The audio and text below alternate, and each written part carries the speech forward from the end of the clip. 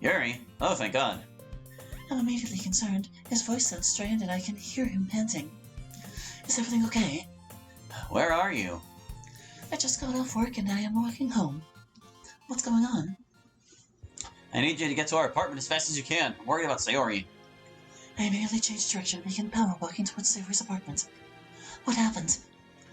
I just found out she got a message today that James was killed, and she's taking it really hard. Oh God. Yeah, you told Sayori things would work out and now James is dead. Look at what your advice is led to. It's not your fault. I left work early and I'm running to try to catch the bus. It'll be here there as soon as I can, I'll be there as soon as I can, but I'd feel much better if you were there with her. Of course. Once you're on the bus, can you call Gene and let him know what's going on, and that I'll be late getting home? Yeah, there's the bus. Don't leave. Don't leave. I can hear him start gasping as he tries to pick up his pace. I'll let you go. I'm on my way towards their place now. Thanks, Yuri. One second. I'm on my tours. Okay, yeah, there was. I hang up the phone and focus on keeping constant pace. I wish I could go faster, but I know I don't have the time or stamina to jog, much less run all the way there. Their front door is unlocked and I let myself in. Even if it had been locked, I have a key to their apartment and would have used it. Sayori, I'm here. Her words sound slurred. I see Sayori curled up on the couch, holding Violet tightly and crying. They both appear to be unhurt physically. However, Sayori reeks of alcohol right now.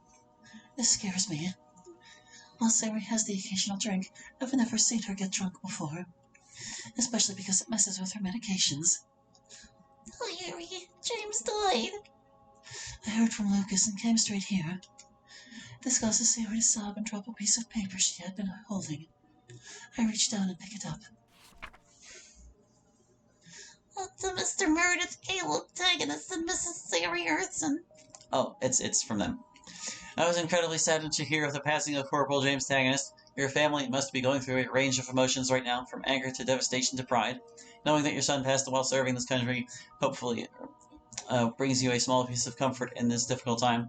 James was incredibly proud of his country, and he spoke highly of his work every day. He made many strong friendships during his service, and he will be remembered for his kindness and strength. It's never easy to lose a child, and I offer you all of my sympathy and prayers. Please do not hesitate to reach out if you need anything at all. We all share in his loss. To my deepest condolences, Major General Stanley Penzance. Did this just come in the mail today? No, a soldier came by and gave me the news as well as the letter in person. He was dressed a little sharp and fancy in a uniform and told me how brave and wonderful James was. How his sacrifice for the good of the people in his new Skewa, Nasquay, that place will be remembered. As if James had meant to get blown up for some noble cause. Is that what happened? Yesterday he was traveling from the base to a nearby town to help restore power to it. The officer said there was something called an IED, some sort of landmine in the road. James and everyone in the truck with him were killed instantly. I go up and put my arms around both of them and cry with her. No parent should have to bury their child. There are worse things. He could be MIA. And now I've lost 2 of them. Better than losing all of them. And you're a bad friend for even thinking this. Mommy, you're squishing me. Sayori quickly lets Violet go. I'm sorry, sweetie. Violet gets a strange look on her face. 2. I put my hand on Violet's shoulder to get her attention and then silently shake my head no. She should know about Jennifer, but now is not the time. Sayori doesn't seem to hear, or at least doesn't respond to Violet's question. Instead, she picks up a nearby bottle and takes a swig. That is the last thing she needs right now. Hey, I think you've had enough for now. I'm glad that she doesn't fight me as I take the bottle from her. I put it on the counter in the kitchen area, and then go back and sit down next to Sayori on the couch. I'm scared. Scared for my kids, scared for myself. I haven't felt this way in a long time. Do we need to go to the hospital, or talk to a counselor or a therapist? No, but don't leave me alone, please. Of course not. How can she even think such a thing? It's her grief, depression, and the alcohol, of course. I think back to last year when James shipped out. I didn't know what to say to her then. I still don't know what to say to her now. I know my presence is a comfort to her, and that just being here and holding her is helping, but I wish I could do more. I look up and see the painting that I gave her years ago, hanging on the wall. The plaque on the frame still says, "Rain clouds bring rainbows." It seems so hollow now, even to me. What kind of rainbow was worth James's death? He was so young, just a kid, really. He and Angela never married. Will she get any benefits? And what's going to happen to David, his son? I feel Violet start to get restless. I should do my homework, Mom. Sarah doesn't say anything, but it's obvious she really doesn't want to let her go. Why don't you do your homework here in the living room with us? Okay. She starts to say that, but Sayori keeps a hold on her. She's just going to get her homework. Nothing is going to happen. Sayori nods a bit and lets Violet go. Violet walks over to the door and gets her school bag. She comes back and sits down nearby. She takes out her worksheet and a pencil and sets them on the coffee table. So what kind of homework are you doing? Math? English? Machines. Machines? Yeah, we're learning about the 6 types of simple machines. I don't remember that at all, but I admit 5th grade was a long time ago. I briefly look towards Sayori to see if she knows anything about it, but she's not paying attention. Do you need any help? I really hope she doesn't. I think I've got it. I look over her shoulder. The first question is, what type of simple machine is found on a water bottle cap? A machine is found on a bottle cap. Violet writes the word screw on the line next to the question. The next one is, how is a wedge like an inclined plane? How is it different? Vague memories of learning about pulleys, levers, and inclined planes decades ago surface. I guess this is important to know for some types of jobs. I've never needed it outside of school, though. Fortunately, Violet seems to understand the question as she begins writing an answer. I sit down next to Sayori and put my arm around her. She leans into me. We just sit there together watching Violet doing her homework. She soon completes that worksheet, puts it away, then pulls out a math book. She's still multiplying fractions together when Lucas comes home. He goes up and kisses the top of Sayori's head. Hey, Sunshine. How are you doing? She sort of smiles at him for a bit before bursting into tears. I quickly move out of the way so he can come around the couch and hold her. I go over and sit on the floor next to Violet. Is Mom going to be okay? Yeah, she will. This is just really hard on her. Sunshine, have you made an appointment with Doc? No, I don't need a counseling session. I don't need you to have fiery babysit me. I just need my baby. It hurts a little to hear her say that about me. I know she doesn't mean it. Her emotions are all over the place. After all, earlier she was asking me not to leave her alone. Vi, your mom and I need to have a private conversation. I'll go to Janie's and... I see Sayori's head jerk up. Violet, how about you and I go to the park across the street together? Statement, not a question. Is that okay? Sure. I look towards Sayori. That last question was really meant for her. She just nods her head a little. Okay then, let's go. Mom. She takes off her bow. I think you need this more than I do right now. She puts it on Sayori's hair. Thanks. Stay close, Sayori. Don't wander off. I won't. We just walk down the main path together. Mom and Dad were starting to talk about doctors and counseling sessions. Does that mean Mom is going crazy? No, your mother's definitely not crazy. Then, do you know what they're talking about? What is it they don't want to say in front of me? Do you know what clinical depression is? I know depression is when you feel really sad. Clinical depression is more than just feeling sad. It's a type of disease that can make you feel extremely sad, even when there's nothing wrong, and makes sad situations even worse. Your mom has it. She's had it for as long as I've known her. Is she going to be okay? Yes, she just needs a little help. She seems really upset. I mean, I'm sad that James died too, but there seen her act like this before. I have. She just looks at me. Was it what she said about losing 2 children? Yes, that was one of the times, after your sister Jennifer died. My sister Jennifer? I've never even heard of me having any other sister besides Meredith. I'm not surprised. She died before even Edward was born. Did she have the same daddy as the others? Yes, your mom was still married to MC at the time. What happened to her? She was born with some sort of medical condition. I don't remember what it was called. She only lived about an hour because of it. I had no idea. I'm not surprised. I doubt it's something your mother likes remembering, much less talking about. It's the same reason you've never heard about your cousin Hope. It hit her really hard, just like James's death has. Oh, but she got better. In a way. However, there is no cure for depression. It's why your mother takes antidepressants. You mean her pills? Yes.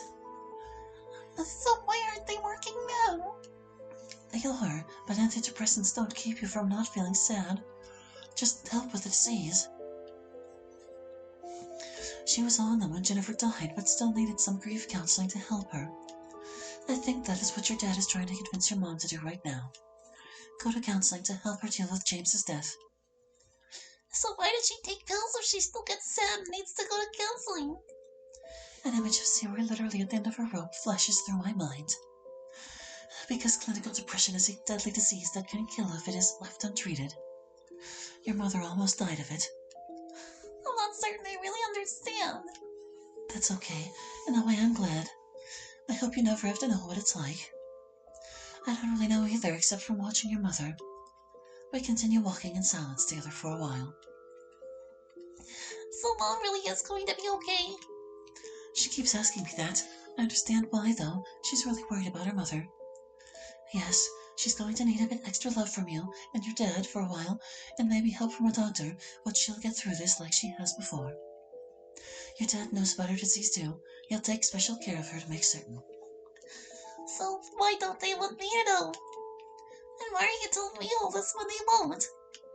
I'm telling you because I think you need to know, and are old enough to understand, at least a little, your mother's situation. Also, I don't think they don't want you to know. I think it's hard for your mother to talk about it with you. Why? It can be an embarrassing subject. Mom had no problem talking to me about way more embarrassing things than that. I assume you mean the sex talk? Her blush answers my question. That conversation may have been more embarrassing for you, but talking about this would be more embarrassing for her. There is a social stigma with diseases like clinical depression. Some people think that having it means you're weak or crazy. It's not true, of course. Anyone that knows your mother would know she's not weak. And while she may sometimes behave a little different because of it, like today, she's not crazy either. Oh, but she told you. Actually, she didn't. Violet looks at me questioningly. I found out after she almost died and had to go to the hospital. We had been friends for about a month by then, but she never mentioned it. How did she almost die? What happened exactly? Statement, not a question. I sigh and question how much I should tell her. I've told her so much, but hearing that your mother once hanged herself. She's only 11 years old after all. That is a story that your mother should tell you herself. Really? Now you don't want to tell me stuff? It isn't that. Well, not completely. But it's your mother's story. And she can provide a lot more insight and detail into clinical depression than I can. As I said before, she's lived it. I haven't. My phone chimes. And that's probably your parents telling us to come back anyway. Rico said Jean told him that James died. Is that true? Looks like I was wrong. Wow, the news has spread fast. I didn't expect Jean to tell Rico on his own like that. Give me a minute, Violet. I need to reply. Yes, I saw the letter Zero received myself. The army is certain he is dead. Oh, Jean, that's horrible. Is Sayori safe? She's not taking it well. But Lucas is with her now, and Violet is with me. can do? I can't think of anything. Sayori! Oh, thanks for worrying about me, everyone. Well, especially when I feel like I don't deserve it. Oh, I absolutely deserve to be worried about. Never forget that. I try. If I need any extra TLC, just let me know. I'll drive over to Yuri's and kick her out of bed for you. Blep.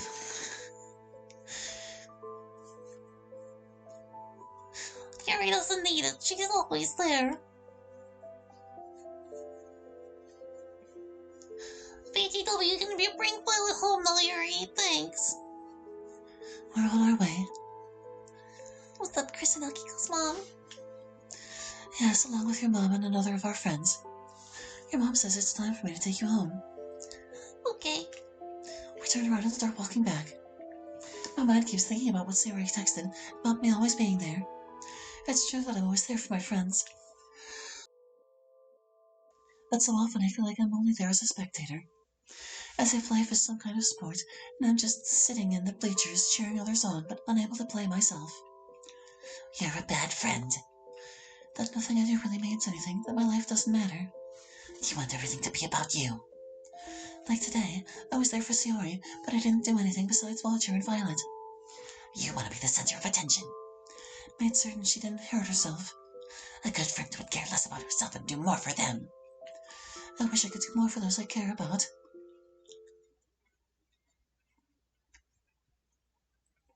September, year 34. Gosh, there's only like, what, 7 left, including this one? I come home from a hard day at work to the smell of something delicious cooking. I'm home. Markov runs up to me begging for attention. Okay, Markov, come here, I'll pet you. I reach down and scratch his back a couple of times while he wags his tail.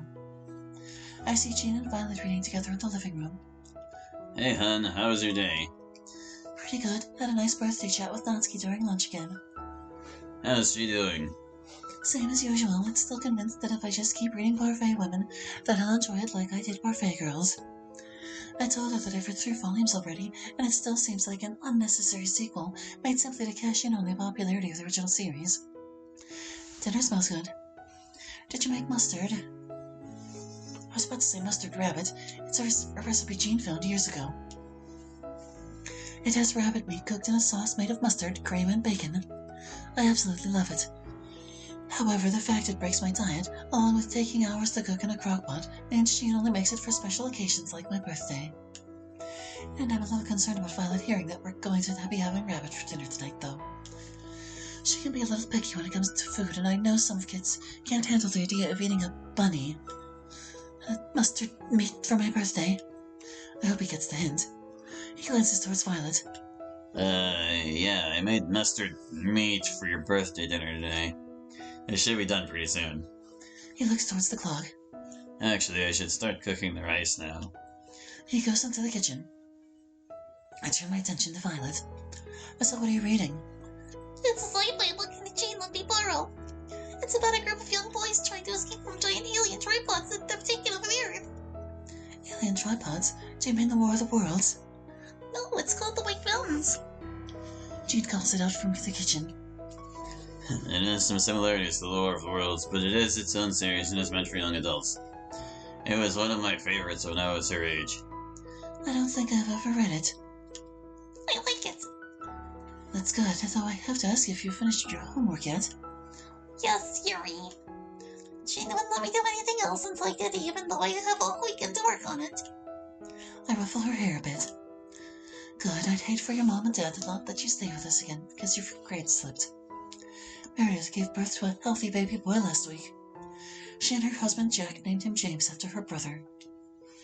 Siri and Lucas left a couple of days ago to visit them for a week. Violet is staying with us while they're gone, so she doesn't miss school. We have really enjoyed having her here. So how was school today? Is something wrong? I hate having to go to junior high. Wait, she's in 7th grade? I remember starting middle school in 6th grade. Is my memory going, or did they change what grades are set? Doesn't matter, I'm getting sidetracked.